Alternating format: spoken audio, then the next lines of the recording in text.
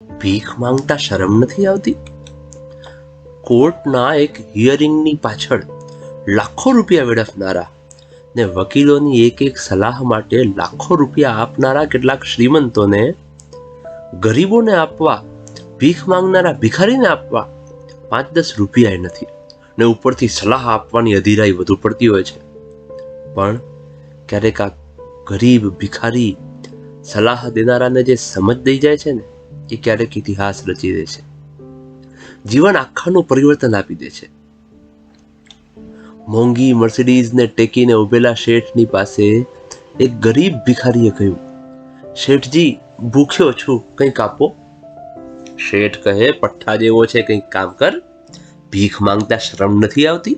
જા, દૂર હટ. ભિખારી કહે, શેઠ, શરમ તો ખૂબ આવે છે, પણ પેટની આગ સહન નથી થતી, બાકી માંગવું નથી ગમતું. તો કામ ધંધો શોધી દે, નોકરી શોધી દે. ભિખારી કહે, શેઠ, તમારા ઘેર રાખશો? શેઠ 1 મિનિટ અચકાઈ ગયા ને બોલ્યા, મારે માણસની જરૂર નથી. ભિખારી બોલ્યો, શેઠ, તમારે માણસની જરૂર નથી, પણ અમારા પેટને દાણાની જરૂર છે, એટલે જ અમે માંગીએ છીએ.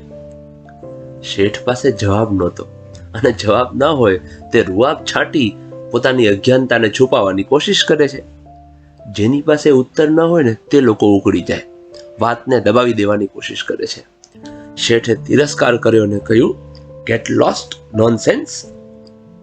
કેટલાકની સેન્સ બીજાને નોનસેન્સ કહેવામાં જ પોતાની સેન્સ સમજતી હોય છે, માનતી હોય છે ને લાગતી હોય છે. ગરીબ ભિખારી બહુ ઠરેલ હતો. એને કહ્યું, શેઠ, જે ઈચ્છા હોય તે, પણ કંઈક તો આપો. શેઠે ચીડાઈને કહ્યું, તને એકવાર ના પાડીને જા, મારી ઈચ્છા નથી. શેઠ, ભગવાન તમારું ભલું કરશે. શેઠે ગરમ થઈને કહ્યું, તે ભગવાનને કે ને તારું ભલું કરે. ભિખારી બોલ્યો, શેઠજી, અમારા જેવાનું ભલું કરવા જ તમારા જેવા ભલા માણસોને ભગવાને સંસારમાં મોકલ્યા છે. શેઠ એકદમ ગુસ્સે થઈ ગયા. યાદ રહે, સારી વાત સાંભળવા સમજ જોઈએ, અને સાચી વાત સ્વીકારવા સત્વ જોઈએ. શેઠે ગુસ્સામાં 2-4 અપશબ્દો કહી દીધા ને કહ્યું, તારા ભગવાનને જ કહે, તને ખવડાવે. ગરીબ ભિખારી કહે, શેઠજી, એક વાત કહું, મારો ભગવાન કોઈને ભૂખ્યો ઉઠાડે છે, પણ કોઈને ભૂખ્યો સુવાડતો નથી. પ્રભુ એના સમયે કોઈને મોકલશે જ. આ તો રોંગ નંબર મારાથી લાગી ગયો કે મેં તમારી પાસે માંગ્યું, બાકી પ્રભુ મોકલશે જ. શેઠે ગુસ્સામાં આવીને કહ્યું, તું જાય છે કે પછી પોલીસ બોલાવું? ગરીબ ભિખારી બોલ્યો, શેઠ, પોલીસ ચોકી દૂર છે, પોલીસને આવતા વાર લાગશે. પ્રભુ તો આસપાસ ચોપાસ છે, બોલાવો ને તત્ક્ષણ હાજર. ને શેઠ, પોલીસ કરતા પ્રભુની તાકાત વધારે છે. શેઠે ગુસ્સામાં પોલીસનો ફોન નંબર લગાવવાની શરૂઆત કરી. ગરીબ ભિખારી કહે, શેઠજી, પોલીસને તકલીફ આપવી રહેવા દો, હું જાઉં છું. શેઠે ફોન ખિસ્સામાં મૂક્યો. ભિખારી કહે, શેઠજી, હું જાઉં છું, પણ મારી બોણી ખાલી જશે, તમે ફક્ત એક ચપટી ધૂળ આપો ને, બસ ધૂળ લઈ હું ચાલ્યો જઈશ.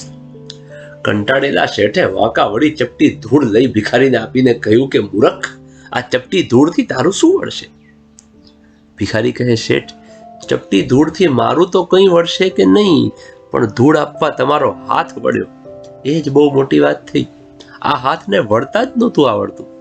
શેઠ, આજે ધૂળ આપવા વાંકો વળેલો હાથ કાલે રૂપિયો આપવાય વળશે. ને ભિખારી ચપટી ધૂળ લઈ આગળ ચાલવા લાગ્યો. શેઠ આ જવાબથી સ્તબ્ધ બની ગયા. એમની સમગ્ર ચેતના ઝણઝણી ઉઠી.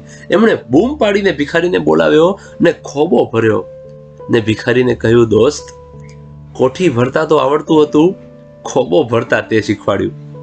હાથ વળતા નહોતો શીખ્યો, તે વાળતા શીખવાડ્યો.